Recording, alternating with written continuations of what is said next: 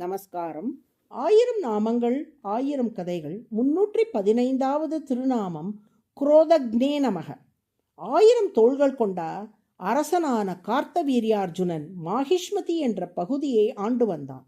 அவன் ஒருமுறை காட்டுக்கு வேட்டையாட சென்ற வேளையில் ஜமதக்னி முனிவரின் ஆசிரமத்தில் உள்ள காமதேனு பசுவை கண்டான். அது தன்னிடம் இருந்தால் நன்றாக இருக்கும் என்று எண்ணிய கார்த்தவீர்யார்ஜுனன் தனது ஆட்களை அனுப்பி காமதேனுவை பலவந்தமாக இழுத்து வர செய்தான். காமதேனுவை அடித்து துன்புறுத்தி அரண்மனைக்கு இழுத்து வந்தார்கள் அரசனின் ஆட்கள். இதை கண்டு கோபம் கொண்டு எழுந்த பரசுராமர் கையில் கோடாரியை ஏந்தியபடி கார்த்தவீர்யார்ஜுனனோடு போர் புரிந்து அவனது 1000 தோள்களையும் துண்டித்தார்.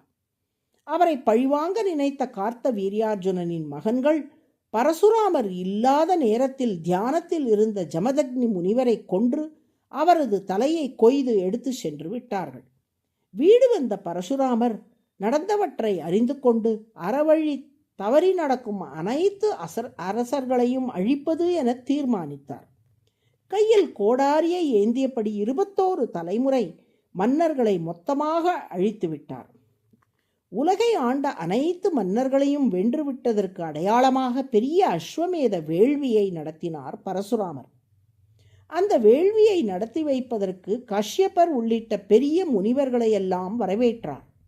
மிக சிறப்பான முறையிலும் பிரம்மாண்டமாகவும் வேள்விக்கான ஏற்பாடுகள் நடைபெற்று வந்தன. அஸ்வமேத வேள்விக்குரிய குதிரையை உலகின் அனைத்து பகுதிகளுக்கும் கொண்டு செல்லும்படி ஆட்களை அனுப்பினார் பரசுராமர்.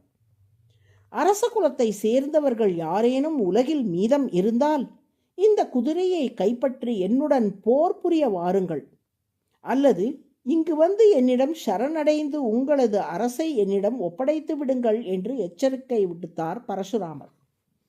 எந்த அரசரும் பரசுராமரை எதிர்க்க துணியாத நிலையில் உலகம் அனைத்தும் பரசுராமரின் கட்டுப்பாட்டுக்குள்ளேயே வந்துவிட்டது.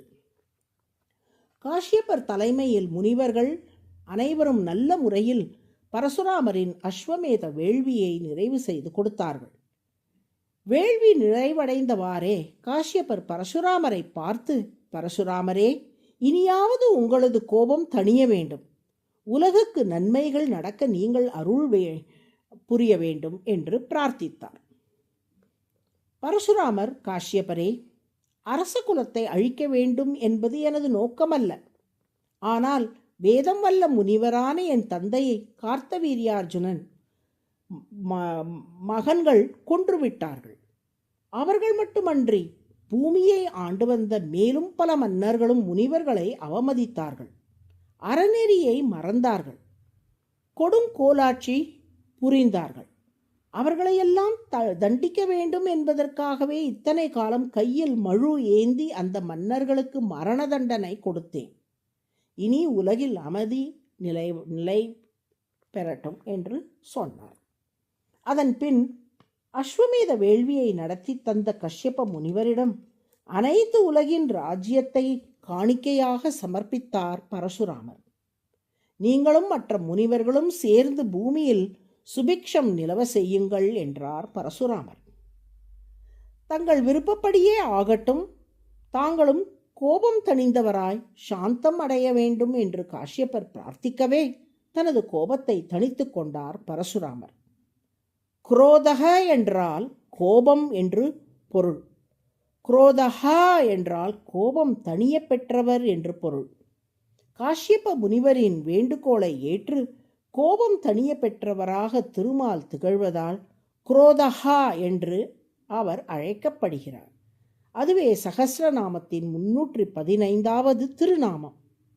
குரோதக்னே நமக என்று தினமும் சொல்லி வரும் அன்பர்களின் கோபம் அனைத்தும் விரைவில் தணிந்து மனதில் சாந்தி நிலவும்படி திருமால் அருள் புரிவார். நாராயண நாராயண.